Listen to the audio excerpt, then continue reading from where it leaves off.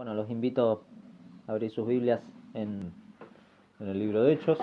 Continuamos con el libro de Hechos de los Apóstoles.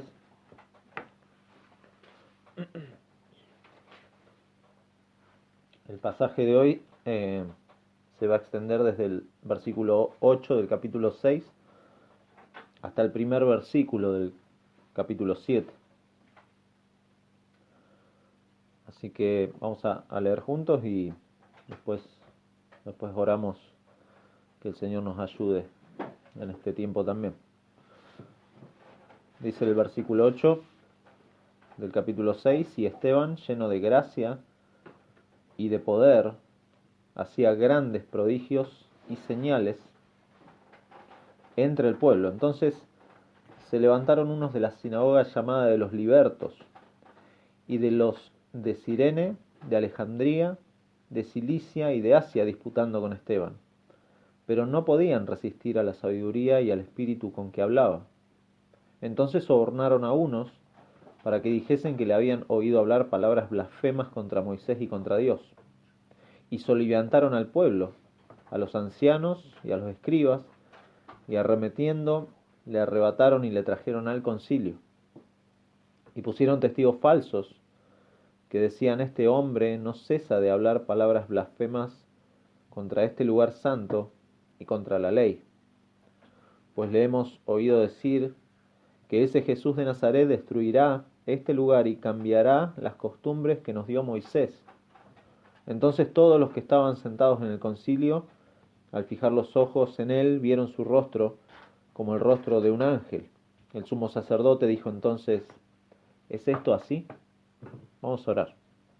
Señor, gracias una vez más por tu palabra, por la reflexión previa que hemos tenido, que nos ha ayudado también a recordar que tú eres el justo.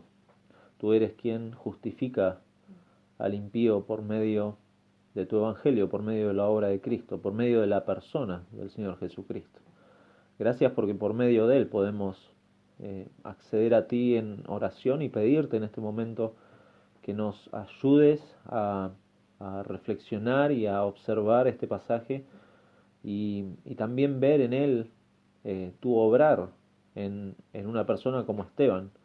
Que no nos enfoquemos quizá tanto en su persona, sino en lo que tú haces realmente por medio de siervos como Esteban, Señor. Gracias por este pasaje, gracias por este libro, gracias por este tiempo que podemos estudiar tu palabra. Ayúdanos, dame claridad, Señor, al explicarlo, pero también, Señor, danos el denuedo para seguir predicando tu palabra y la fuerza, Señor, para seguir obedeciendo a lo que tú nos has dejado en tu consejo, en tu palabra, Señor. Rogamos ayuda también a mis hermanos, ayuda y guía, Señor, la semana de aquellos que no se han podido conectar, Señor, que, que toda nuestra vida, Señor, esté guiada por tu Santo Espíritu y todo sea para tu gloria, Señor. Rogamos todo esto en el nombre de Jesús.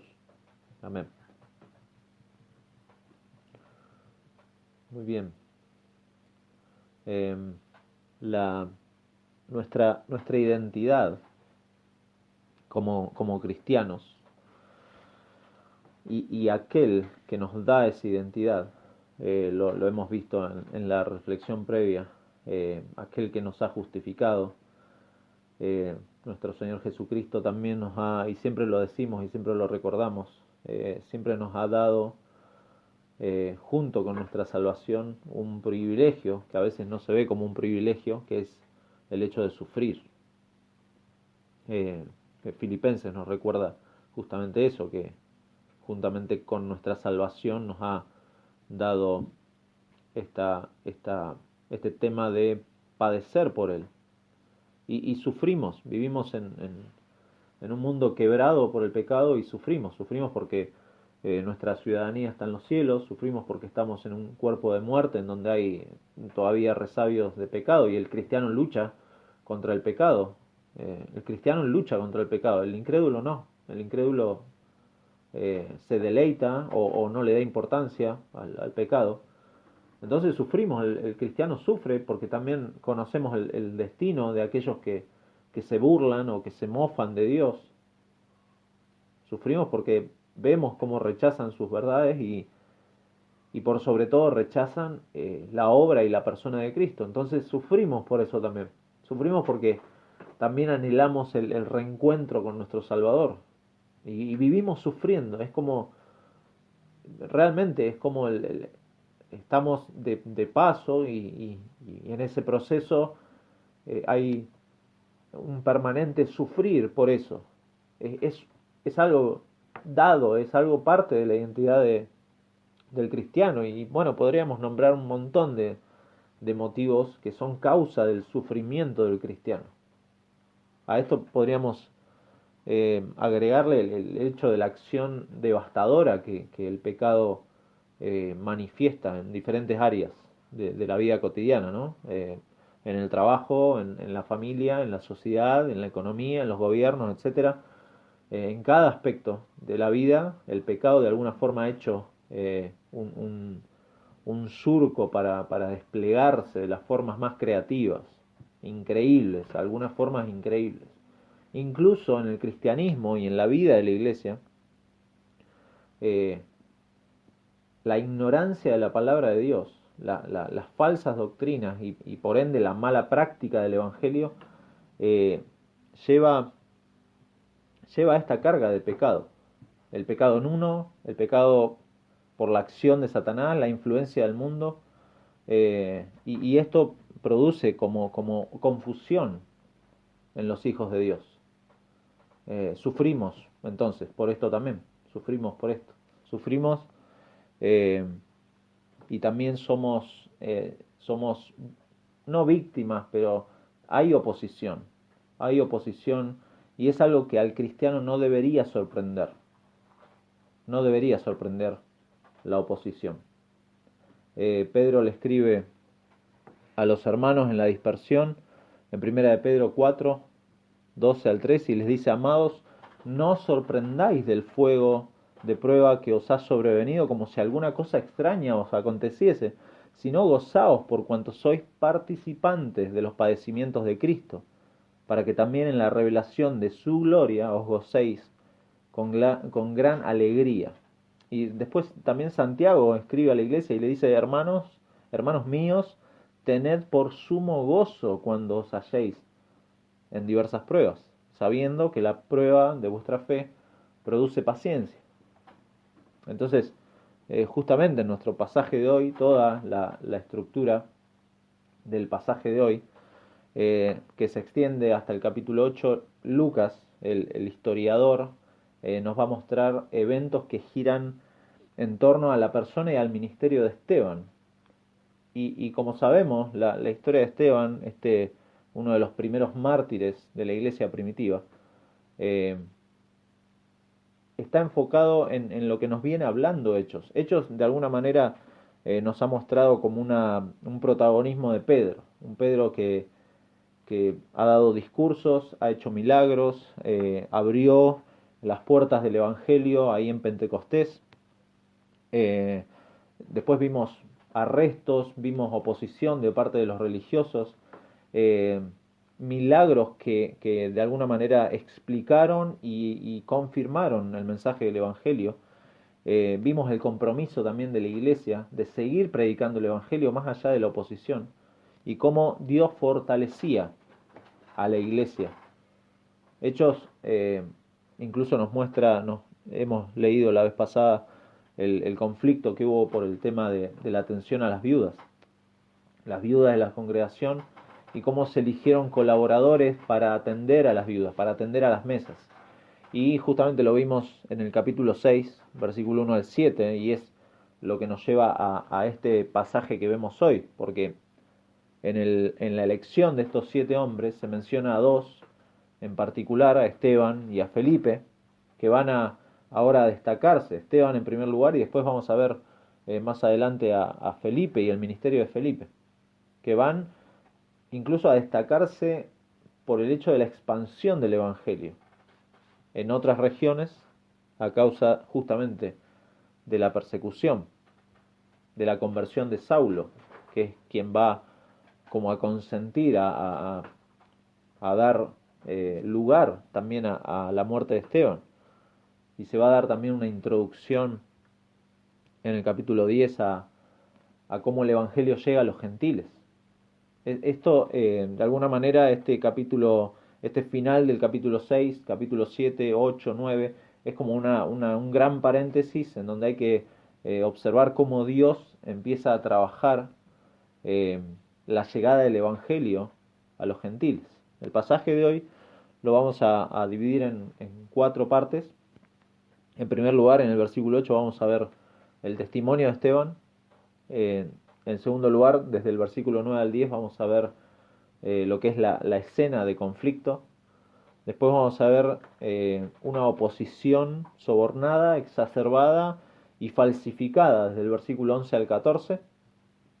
Y finalmente vamos a ver el semblante de Esteban y la inquisición que hace el concilio en el versículo 15 y después capítulo 7 versículo 1, que es el concilio justamente el que ha sido ya protagonista de dos interrogatorios en donde se enfatizó justamente la prohibición. A Pedro se le dijo que no tienen que hablar más de Cristo, del Cristo resucitado, del Cristo ahora exaltado.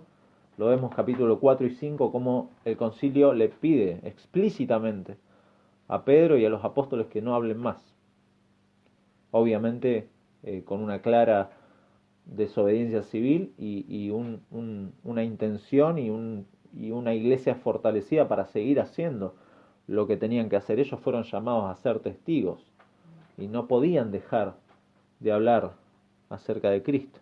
Ahora Esteban, vamos a ver este tercer interrogatorio a partir del versículo 2 del capítulo 7, pero previo a esto vamos a ver este ministerio de Esteban, el testimonio de Esteban, un hermano en la fe, un colaborador de la iglesia, el cual ya hemos visto que la misma iglesia ha dado testimonio de que este hombre era fiel, de que estaba, versículo 5 del capítulo 6, que era un varón lleno de fe y del Espíritu Santo, y lo que nos lleva a este versículo 8, que justamente dice versículo 8, Esteban lleno de gracia y de poder hacía grandes prodigios y señales entre el pueblo.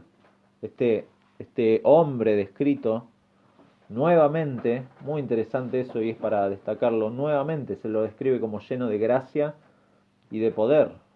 Otras traducciones hablan de lleno de fe o lleno del favor de Dios.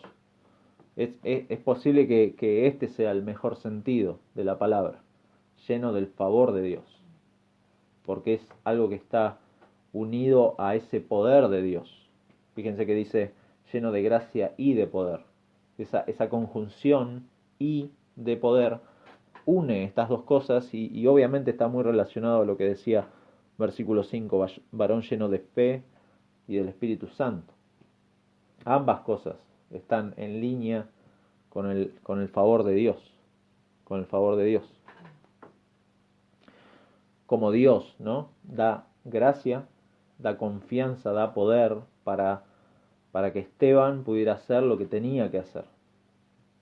Esteban tenía que hacer algo, tenía que servir a las mesas, pero también tenía esa fe, esa gracia, ese poder de parte de Dios para hacer lo que tenía que hacer.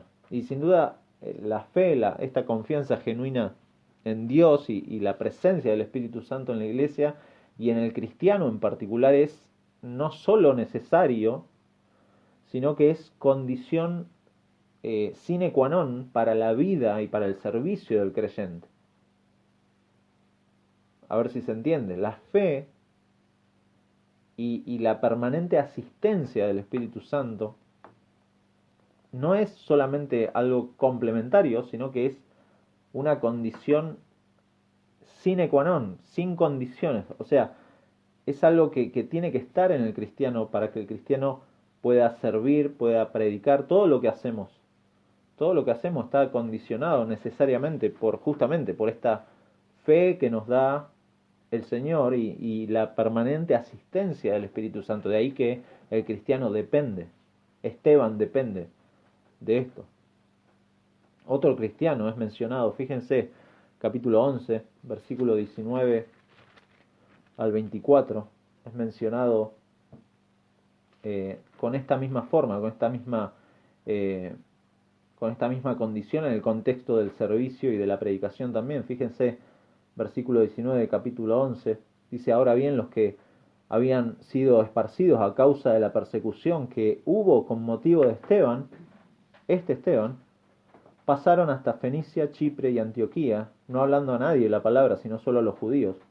Pero había entre ellos unos varones de Chipre y de Cirene, los cuales cuando entraron en Antioquía hablaron también a los griegos, anunciando el Evangelio del Señor Jesús. Y la mano del Señor estaba con ellos, y gran número creyó y se convirtió al Señor. Llegó la noticia de estas cosas a oído de la iglesia que estaba en Jerusalén, y enviaron a Bernabé que fuese hasta Antioquía. Este, cuando llegó y vio la gracia de Dios, se regocijó y exhortó a todos a que con propósito de corazón permaneciesen fieles al Señor, porque era varón bueno. Este Bernabé era varón bueno y lleno del Espíritu Santo y de fe, y gran multitud fue agregada al Señor.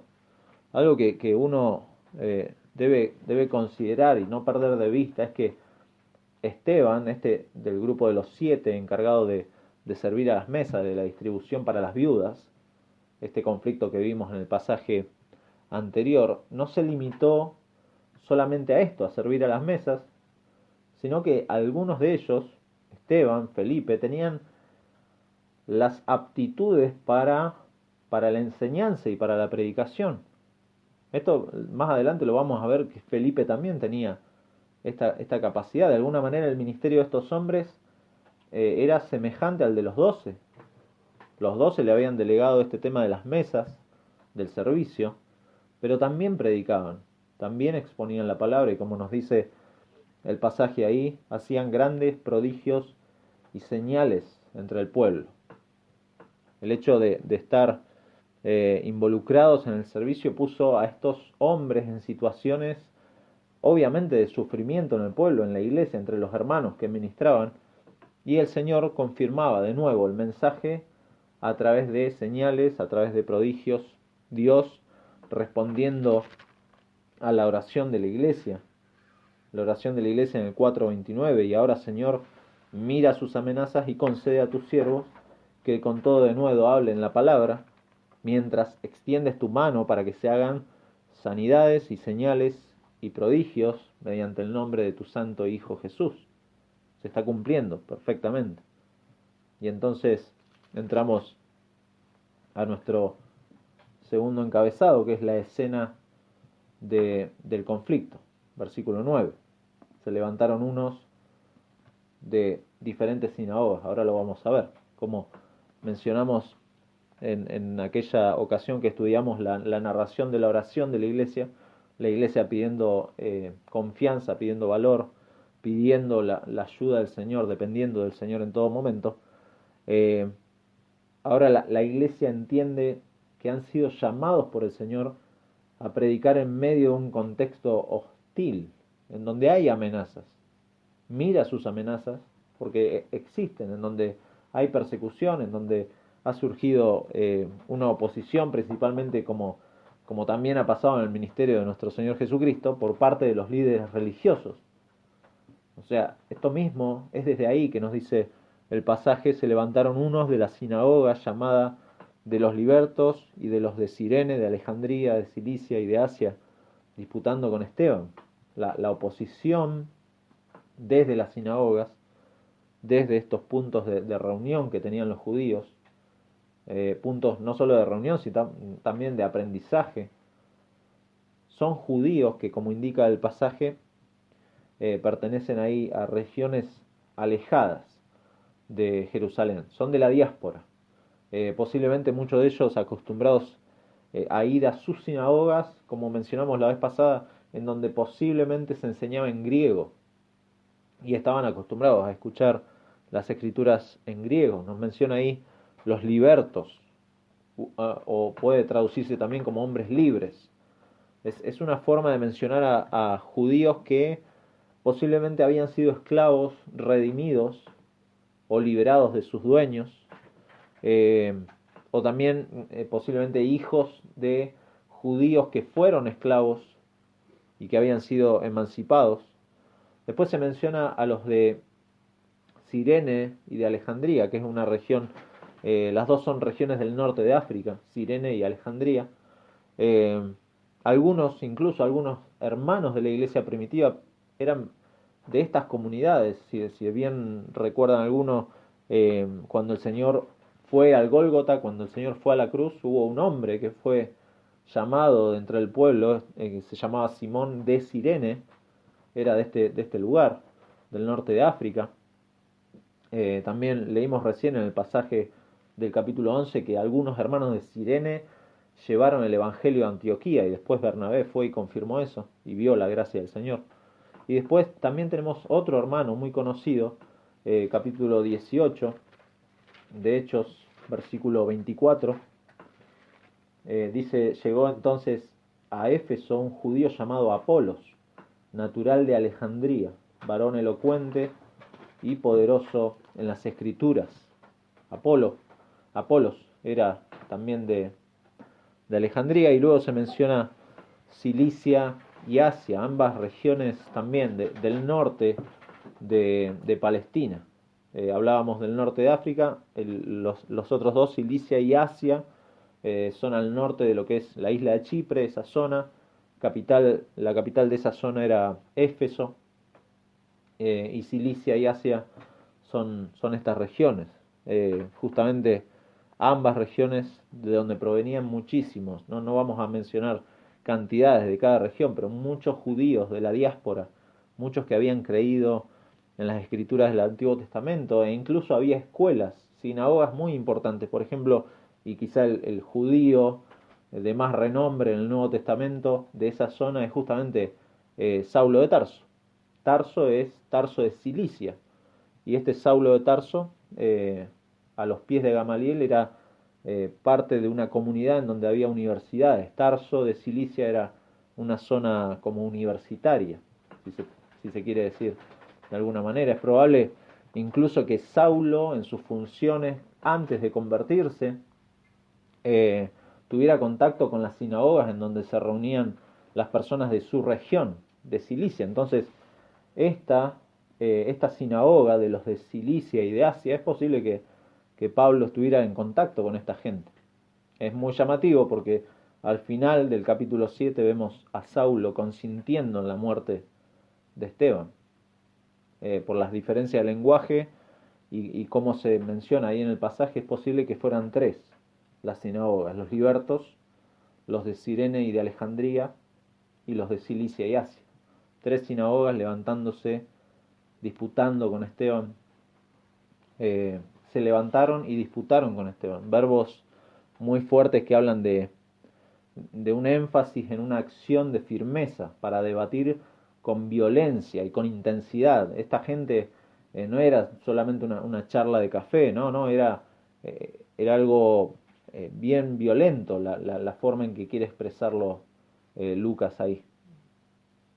Y esto va en aumento. Si siguen leyendo capítulos 7 y 8, eh, pueden ver que va en aumento la violencia en este pasaje. Sin embargo, también el verbo disputando habla de un proceso, es algo que llevó un periodo de tiempo. No fue ahí en ese momento, sino que ya venían considerando los argumentos de ambos lados. No fue de golpe y no fue un día solo, sino que ya venía de hace rato esta disputa. Y esto se puede ver con claridad más en el versículo 10. Dice: pero no podían resistir a la sabiduría y al espíritu con que hablaba. O sea, han argumentado, han puesto sus posturas, y esta gente no podía resistir, no podía ir en contra. Los argumentos de Esteban acerca de este Mesías resucitado y exaltado eran superiores. Entonces no podían resistir, no podían oponerse con éxito, no podían hacer frente no solamente a las palabras de Esteban acerca del Evangelio que predicaba, sino la confirmación de este mensaje, como dice antes, por medio de grandes prodigios y señales. No podían ir en contra de estas evidencias. Y nos dice el versículo que no podían resistir a la sabiduría y al espíritu con que hablaba. Obviamente era Dios el que estaba obrando por medio de señales, por medio de prodigios, pero también dándole sabiduría y la guía del Espíritu Santo a Esteban para disputar con esta gente. Esto obviamente no significa que estos de la sinagoga fueran ganados por la fe en Jesús. En realidad fueron silenciados por el mensaje. Se estaba cumpliendo entonces lo que el Señor Jesús, justamente en el primer tratado de Lucas, fíjense, Lucas capítulo 21, Lucas 21,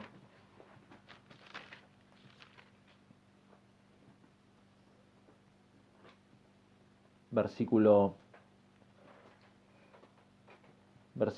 14 del Lucas 21 dice: proponed en vuestros corazones no pensar antes cómo habéis de responder en vuestra defensa, porque yo os daré palabra y sabiduría, la cual no podrán resistir ni contradecir todos los que se opongan. Ahí está. Esteban no pudo ser resistido. Habría persecución, habría oposición, pero la palabra del Señor no iba a poder ser contradecida, lo que nos lleva al siguiente encabezado. Hay una oposición sobornada, exacerbada y falsificada, porque justamente aquellos que debaten con Esteban muchas veces no pueden aceptar la derrota y entonces buscan formas de ganar. Y esto ha pasado anteriormente con el Señor Jesucristo. Se busca sobornar a unos, versículo 11. Entonces sobornaron a unos. Algunos comentaristas ven fuertes paralelos entre lo que está pasando con Esteban y lo que ha pasado ya en los juicios al Señor Jesucristo previos a la cruz. El pasaje no nos dice nada, tampoco hay referencias en todo el Nuevo Testamento acerca de esto, pero sin duda hay un patrón que se cumple en esto, y es el hecho de que las mentiras y el engaño alrededor de aquellos que se oponen abiertamente al Evangelio está presente a lo largo de la historia. Aquellos que han argumentado en contra del Evangelio han tenido que recurrir justamente a mentiras, a testigos falsos, a engaños, para convencer a muchos para no creer. Y muchos son obviamente arrastrados en estas mentiras. Pero la palabra del Señor sigue avanzando y no puede ser resistida. No puede ser resistida. El Señor Jesús, justamente confrontando a los religiosos judíos, les dice en Juan 8:44, a los religiosos les dice: vosotros sois de vuestro padre el diablo, y los deseos de vuestro padre queréis hacer. Él ha sido homicida desde el principio y no ha permanecido en la verdad, porque no hay verdad en él. Cuando habla mentira, de suyo habla, porque es mentiroso y padre de mentira. Entonces, esta gente tenía esa intención: mantener la mentira, mantener e incluso buscar la forma de eliminar a Esteban. Desde un principio esto está bien claro en el pasaje. El soborno, nos dice ahí el pasaje, dice: sobornaron a unos para que dijesen que le habían oído hablar palabras blasfemas contra Moisés y contra Dios. Ellos iban a decir que durante todo su mensaje Esteban, y en cada una de sus declaraciones, Esteban estaba hablando en forma irreverente y en forma sacrílega contra Moisés y contra Dios. Para un judío y para el lector judío, esto representaba directamente la muerte por lapidación, de forma automática.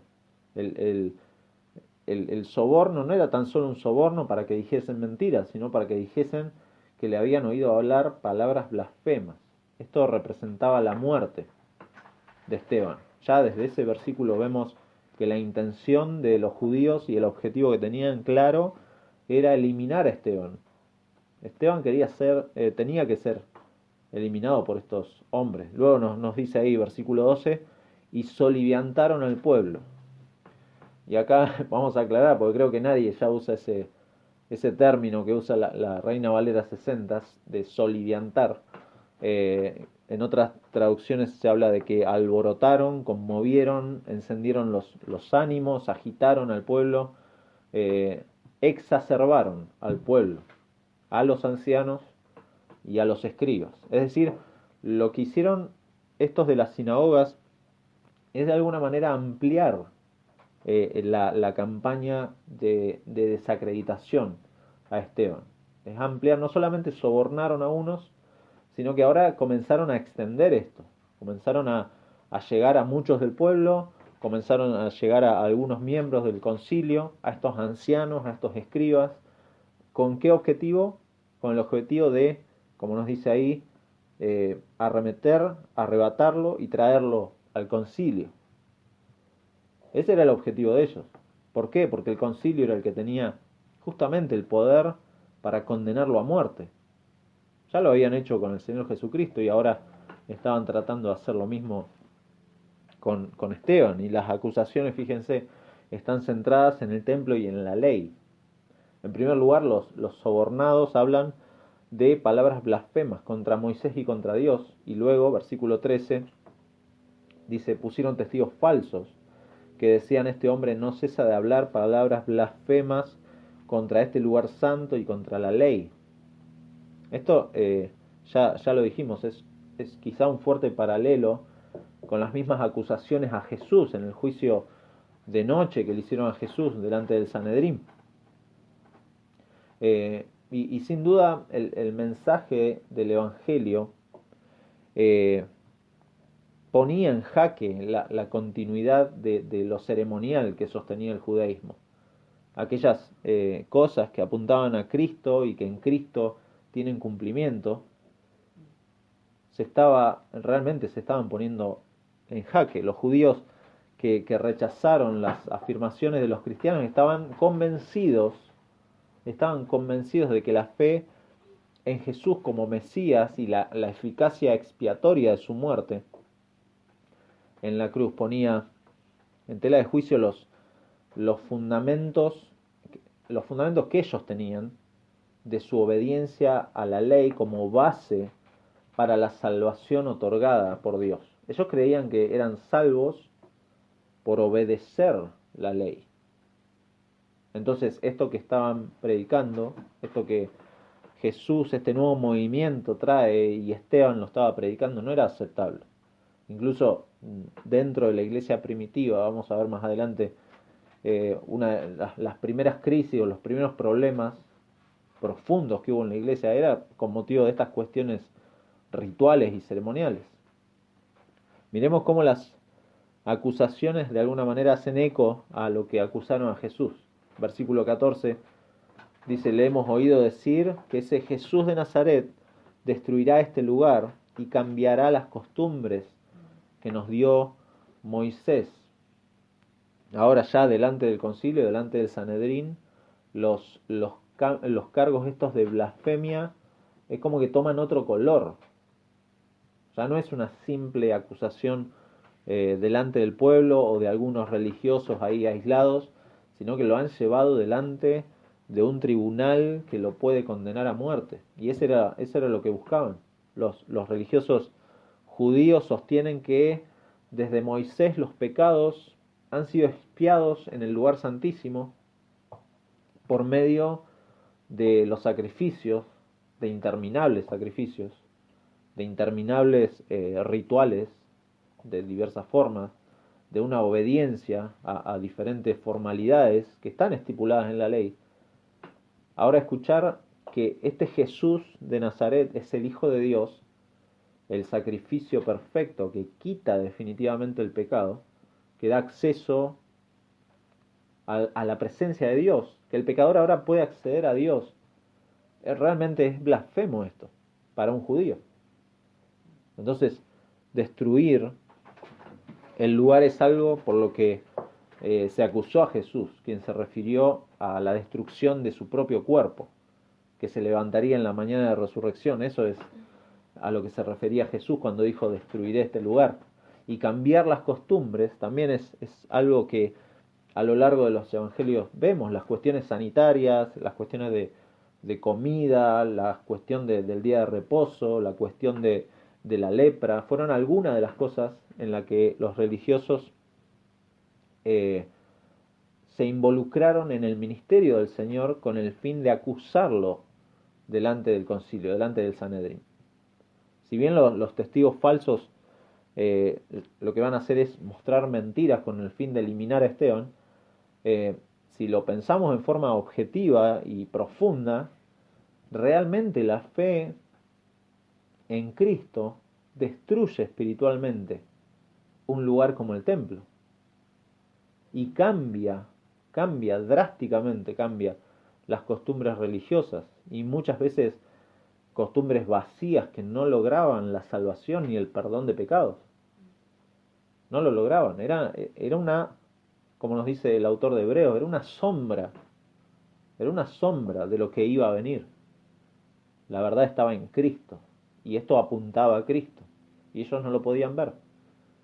El que quiera leerlo después, búsquelo. Hebreos capítulo 10 es justamente hace un desarrollo de cómo aquellos medios, aquellas ceremonias no podían, nos dice Hebreos 10, no podían hacer perfectos a los hombres y no podían justificarlos ante Dios.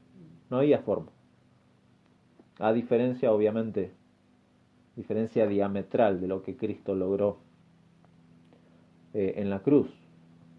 Y vale aclarar acá que para Jesús y para los primeros cristianos, estos cambios de costumbres y de cosas de las leyes ceremoniales no constituyen la abolición de la ley, sino el cumplimiento de la ley. Eso es lo que vino Cristo a hacer. Cristo cumpliendo completamente la ley para aquellos que no podían cumplirla.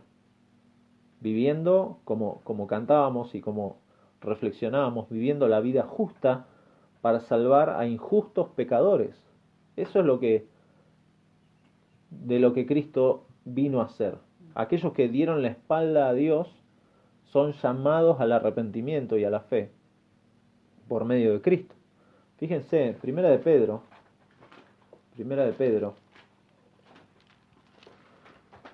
capítulo 2 de Primera de Pedro,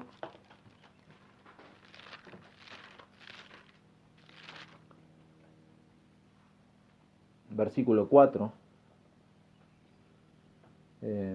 Primera de Pedro, capítulo 2, versículo 4, le habla a la iglesia a Pedro y le dice, acercándoos a él piedra viva, desechada ciertamente por los hombres, mas para Dios escogida y preciosa, vosotros también como piedras vivas, sed edificados como casa espiritual y sacerdocio santo, y fíjense, para ofrecer sacrificios espirituales aceptables a Dios por medio de Jesucristo.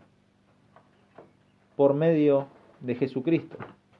Y habla de Cristo, por lo cual contiene la escritura, y aquí pongo en Sión Jesucristo, la principal piedra del ángulo, escogida, preciosa, y el que creyere en él no será avergonzado. Para vosotros, pues los que creéis, él es precioso, pero para los que no creen, la piedra que los edificadores desecharon ha venido a ser la cabeza del ángulo y piedra de tropiezo y roca que hace caer.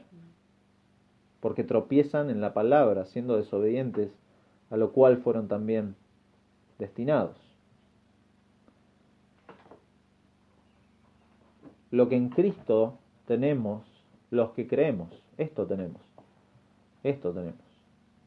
Cristo nos ha llamado a acercarnos a Él, a ofrecer sacrificios espirituales, ya no por medio de ceremonias, ya no por medio de estas diversas cosas ceremoniales, sino que realmente Cristo ahora nos ha dado el acceso al Padre y poder tener esto que es la principal piedra del ángulo, Él mismo.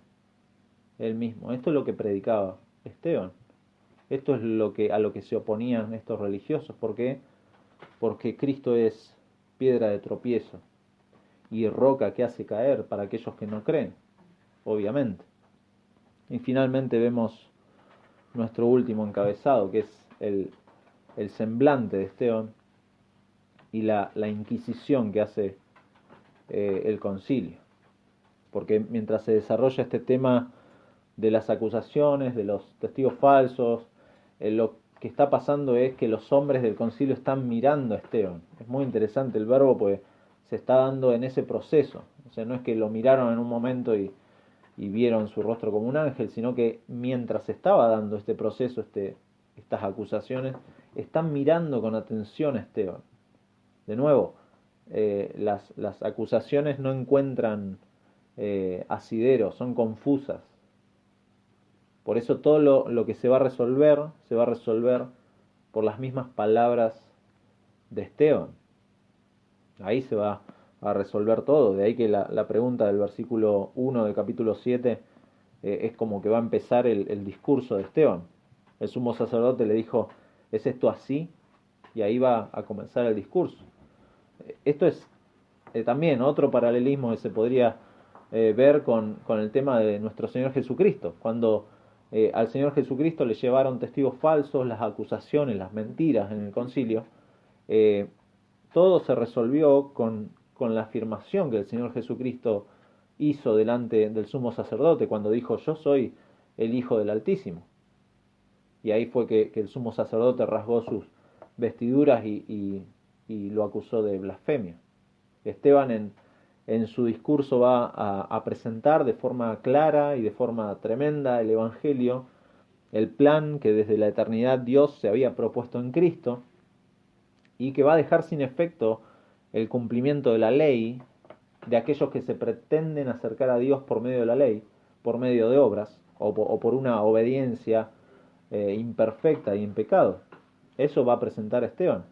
Va a presentar delante de estos hombres al Hijo de Dios, exaltado a la diestra del Padre, al justo que ellos mismos habían crucificado. Eso es lo que va a hacer Esteban. No va a hacer otra cosa. No va a presentar su testimonio, no va a contar de lo que era en su vida pasada y ahora Cristo me cambió y me sacó no sé. No, va a presentar la persona de Jesucristo. Y mientras lo veían, dice, vieron su rostro como el rostro de un ángel. Los miembros del Sanedrín ven un cambio en la apariencia del rostro de Esteban. Y esta descripción es única en el Nuevo Testamento, no hay otra descripción así. Y lo que está haciendo, sin duda, está enfatizando la presencia de Dios en el testimonio que va a dar Esteban. No es que Esteban era, no sé, se había convertido en un ángel, le salieron alas y etcétera. No, implica que Esteban está lleno, como nos ha dicho el pasaje ya, Esteban está lleno del Espíritu Santo. Y su discurso, este discurso que empieza en el versículo 2, debe tomarse como que Esteban es un testigo autorizado por Dios, inspirado por el Espíritu Santo. Lucas no lo dice obviamente explícitamente ahí, pero en el contexto de la oposición, así como Pedro en el capítulo 4, versículo 8, dice entonces Pedro, lleno del Espíritu Santo, les dijo, gobernantes del pueblo y ancianos de Israel. Así, de esa misma forma, Esteban está hablando bajo la guía del Espíritu Santo, bajo la guía del Espíritu Santo. Hay un autor, John Stott, que en su comentario de Hechos concluye sobre este pasaje, dice, por cierto, que la bendición de Dios sobre Esteban se manifiesta constantemente. La gracia y el poder de su ministerio, su irresistible sabiduría y su rostro resplandeciente eran señales de que el favor de Dios se había posado sobre él. Esteban, nos dice versículo 8, lleno de gracia y de poder. Dios obrando por medio de la vida de Esteban y como vamos a ver más adelante, como Dios hablando por medio de Esteban para presentar una vez más a estos judíos a la persona del Señor Jesucristo. Ahora veamos algunas consideraciones prácticas acerca, porque esto va a seguir y vamos a ver más adelante cuál fue el discurso de Esteban y de qué trató el discurso de Esteban. pero las cosas claras que podemos sacar de este pasaje es que el Evangelio es predicado por creyentes maduros y no solo por líderes o por pastores o por ancianos de la iglesia. Que el ministerio auténtico, el ministerio genuino, está vinculado, como nos dice el pasaje, a la fe y a la sabiduría. No es un ministerio improvisado el de Esteban, no es impulsado por esfuerzos humanos. Y Esteban, otra de las cosas que podemos sacar es que los cristianos se niegan a ser intimidados por amenazas o por campañas hostiles o por acciones contra Esteban. Esteban sufre estas cosas, pero aún así sigue y no se intimida. Como dijimos, el ministerio de Esteban no estaba limitado a servir a las mesas. Y esto es un principio a considerar. Esto es muy bueno verlo. No es una norma que nos dicta Hechos de los Apóstoles, pero es un principio que podemos considerar. La predicación es permanente en cualquier ministerio. En cualquier ministerio, en cualquier cosa que hagas, en la iglesia, en tu vida cotidiana, eh, la predicación es algo permanente. Entonces, por lo que la preparación también tiene que ser algo permanente y que no se limita a quienes predican. Muchas veces se tiene esta falsa conclusión de que quienes predican son los que se tienen que preparar. Bueno, entonces todos predican, porque todos tienen que conocer, explicar el Evangelio es algo que todo cristiano debería poder hacer y en lo que deberíamos profundizar. No está limitado a los que sirven a las mesas. Fíjense, Esteban servía a las mesas, pero lleno de gracia y de poder seguía predicando el Evangelio. Felipe, lo vamos a ver más adelante, también lo mismo. Fíjense, Primera de Pedro, de vuelta. Primera de Pedro, capítulo 3. Primera de Pedro, capítulo 3, versículo 13. Dice, ¿y quién es aquel que os podrá hacer daño si vosotros seguís el bien? Mas también si alguna cosa padecéis por causa de la justicia, bienaventurados sois. Por tanto, no os amedrentéis por temor de ellos, ni os contristéis, sino santificad a Dios el Señor en vuestros corazones y estad siempre preparados para presentar defensa con mansedumbre y reverencia ante todo aquel que os demande razón de la esperanza que hay en vosotros, teniendo buena conciencia, para que en lo que murmuran de vosotros como de malhechores sean avergonzados los que calumnian vuestra buena conducta en Cristo. El cristiano debe estar preparado para explicar el Evangelio, para profundizar en el Evangelio.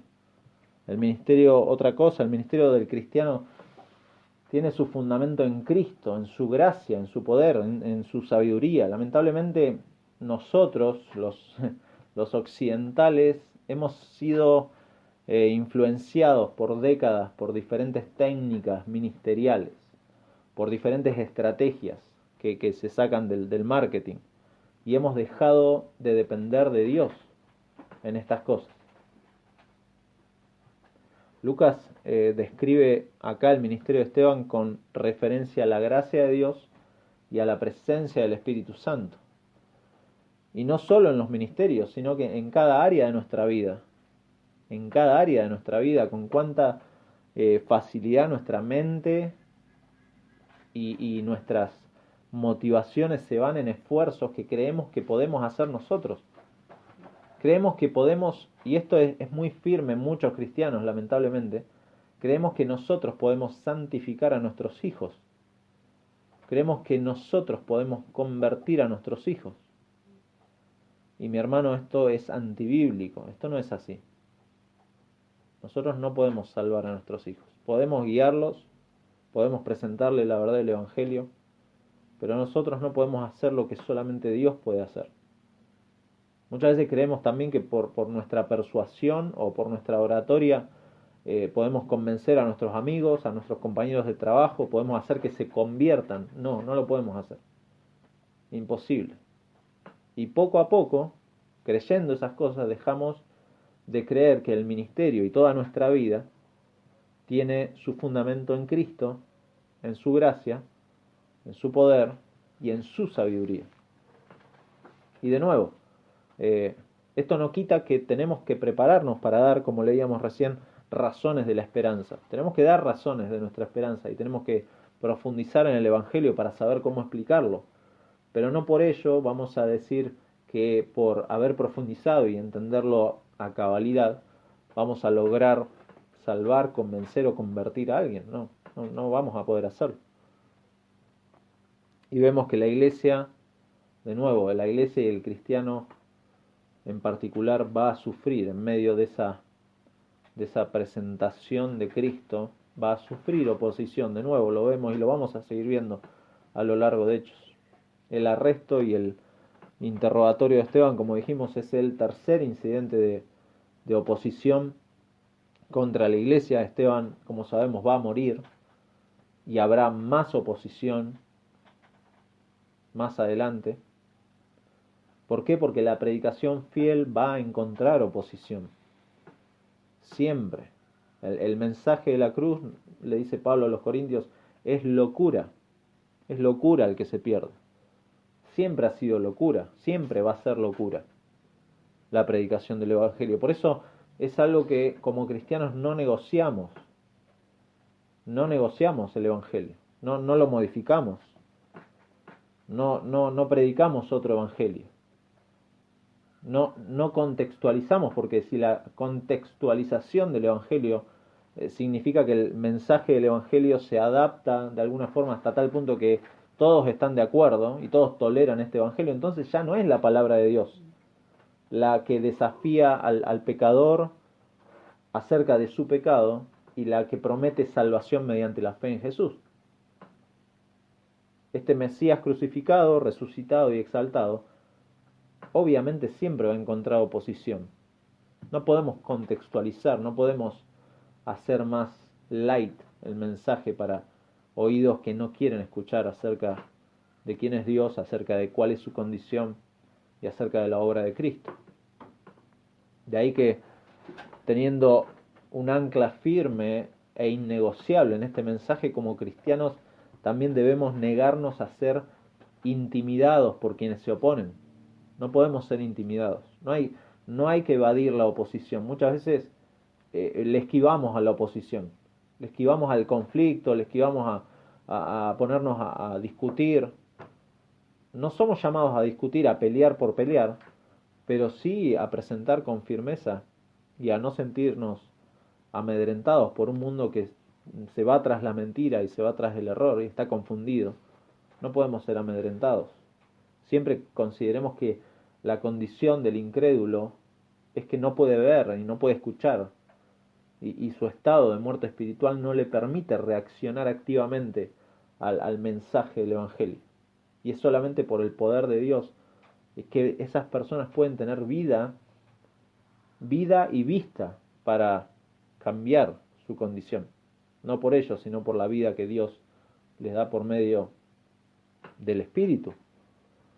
Eso nos da valor, realmente. Eso da valor al cristiano, porque ahí entendemos que no hay fuerza, no hay poder en nosotros, no hay ningún mérito, y que dependemos enteramente, como Esteban dependió enteramente de la gracia y del poder del Señor en todo lo que hacemos. Esteban tuvo el favor de Dios, tuvo el favor de Dios para presentarse delante del concilio y para presentar defensa de su fe ante esta oposición, ante esta nueva oposición. Y es el mismo favor de Dios, es el mismo favor de Dios que ha dado a cada cristiano a lo largo de la historia. ¿Para qué? Para seguir presentando delante de quien sea a la persona de nuestro Señor Jesucristo y su glorioso Evangelio. Como cantábamos antes, unido a Él no moriré. Y no me importa nada, pues con su sangre me compró. Mi vida escondida está en Cristo. Por eso unido a Él no moriré y por eso dependemos. Mi hermano depende, usted, su vida depende plenamente de la gracia y del poder del Señor. Cuando dejamos de depender y pensamos que por nuestro andar y nuestros méritos y nuestros esfuerzos, es cuando empezamos a dejar de lado la palabra de Dios, su gracia, su poder, y empezamos a depender de cualquier otra cosa.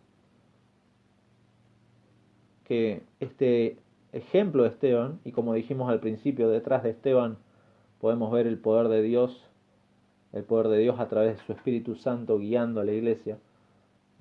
Podemos ver cómo el Señor preserva a los suyos, y aún en la oposición y aún en desenlaces como el que sabemos que Esteban va a tener, entendemos que es el Señor el que está sosteniendo con su favor a los suyos para preservarlos. Vamos a terminar con una oración.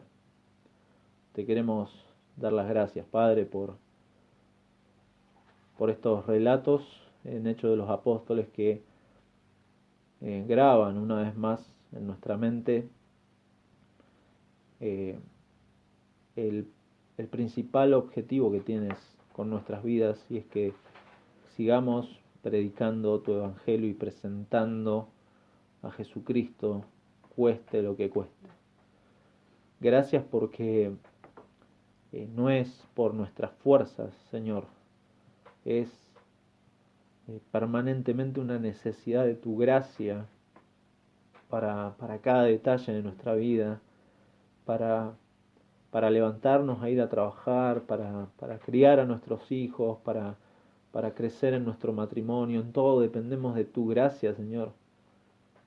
Y en todas esas áreas, Padre, danos el valor para presentar razones de nuestra fe con denuedo, que no nos amedrentemos, Señor, porque la oposición va a estar permanentemente, que no negociemos tu mensaje, que no lo hagamos más liviano para que la gente no se sienta ofendida. Padre, cuánto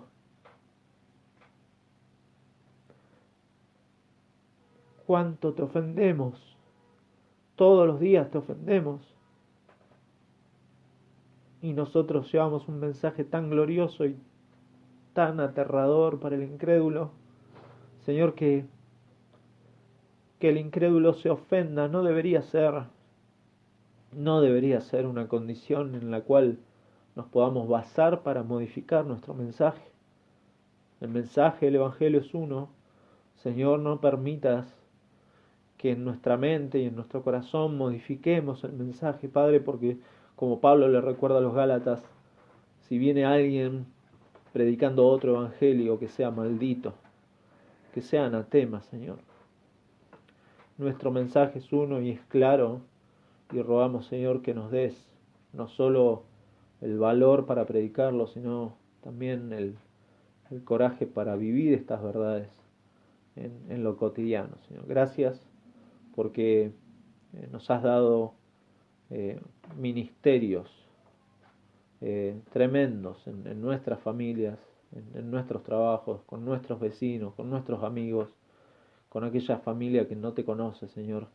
Y rogamos, Padre, que nos des permanentemente el recordatorio de tu evangelio y el recordatorio de que dependemos de tu gracia y de tu poder para seguir presentando a Cristo, Señor. Gracias por esta mañana, gracias por tu palabra. Acompáñanos el resto de la semana. Te lo pedimos en el nombre de Jesús. Amén.